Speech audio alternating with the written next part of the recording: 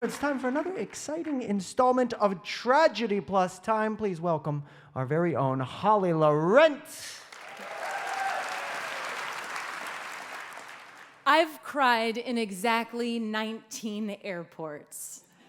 Once when I missed a flight, once when I was kicked off a flight, and once in an admiral's lounge when I spilled insanely hot coffee into my lap and seared my tender bits right before an 11-hour flight. And 16 times in US Customs. I love to get an agent who stamps my passport and says, "Welcome home, Miss Laurent."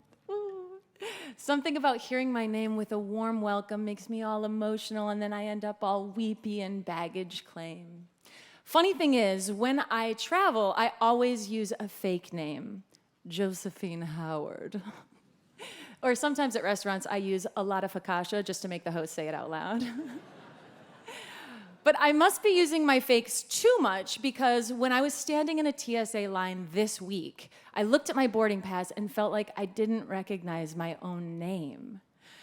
When I got engaged, the same question kept coming up. "Holly, are you gonna change your name?" One person even said to me, "You know, I took my husband's name because I love him that much." So I went straight to my fiance, Greg, and I informed him that he was more than welcome to take my name. And he quickly declined.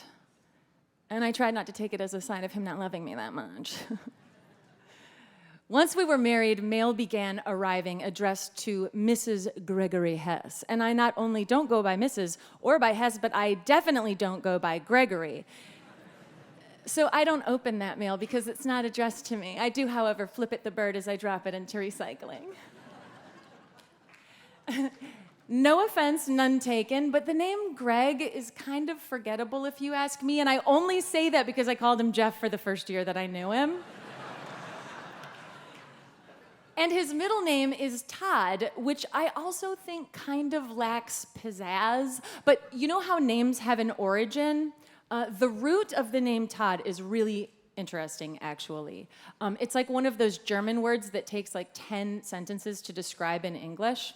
I'll tell you. Okay, so travel back into your childhood with me for just a moment.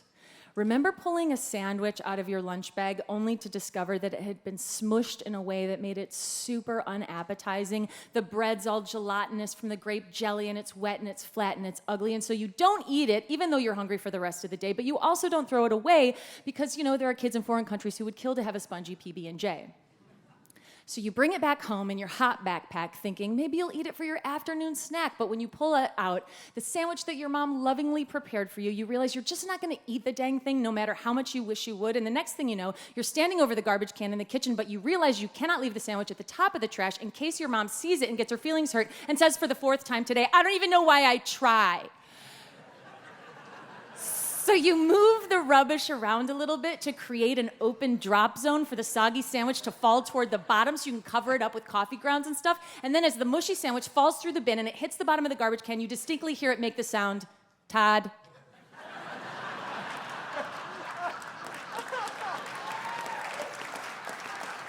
That's where it comes from. Needless to say, I didn't change my name. But it's not lost on me that I still have a man's name. I have my dad's name. And even if I took my mom's maiden name, that's a man's name. That's her dad's name. Every street I walk down is named after a man. Every building I walk to is named after a man. The day I was born, I was named after a man. And the day I married, I had the option to switch from being named after one man to being named after another man. Females are nameless characters moving through history. 50% of the population is accounted for, and the rest of us, well, we shall remain nameless. Yeah. When I was younger, my parents were missionaries in Haiti, and the Haitians called my dad Bob because that's his name. And they called my mom Madame Bob because of the French influence on the Creole language and the patriarchal influence on, well, everything. While we lived there, I got to be good buds with a little Haitian woman with a big goiter. Her name was César, and in Creole that means money, so I always called her Big Money. And she thought my behind was rather round compared to a lot of the thin kids in the village, so she called me Big Booty. So I would go visit Big Money while she sat with her goat and smoked her pipe. We were a really fun pair, Big Money and Big Booty. A few years ago, I was in Nairobi, Kenya, staying with a woman named Mama Cha-Cha. And I said her name over and over because just the sound of it felt like singing, Mama Cha-Cha. And after I'd been with her for a few days, I met her son Cha-Cha. In Kenya, women are named after their firstborn, and it's all got me kind of wondering if these names just represent what we value most. Maleness, offspring. The thing is, I'm not a man or a mom. I don't want a kid in my body or in my apartment. I don't like the thought of someone literally sucking off my body or my bank account. And I know people think I'm obsessed with my dog because I'm childless, but I like to say it's because I'm child-free.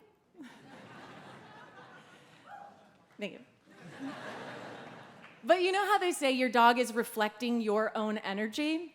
Well, my dog is so anxious that her vet recently said, I think we should put her on some chill-out pills, for things just like lightning and thunder. But instead of giving me the meds right there at the vet, she sent me away with a prescription that I had to take to the human pharmacy. No lie. So I'm standing in line, and I get up to the counter, and the pharmacist looks at me and says, patient name? And I was like, Banjo? And she just stared at me, but then she said, date of birth. And I was like, around 9 years ago?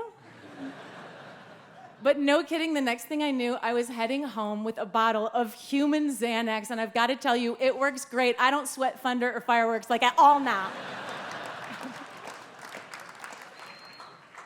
And I realized that someday I may regret not having children, but as I sit here in another airport terminal, it strikes me that for once, I'm not the one crying. There are 3 separate toddlers wailing as their iPads are being taken away for boarding. But what would I even name a child if I had one? Josephine Howard? Alada Fakasha? If I wanted to name a child after me, what would that name be? In my home country, I am Mrs. Gregory Hess. In Haiti, I'm Big Booty.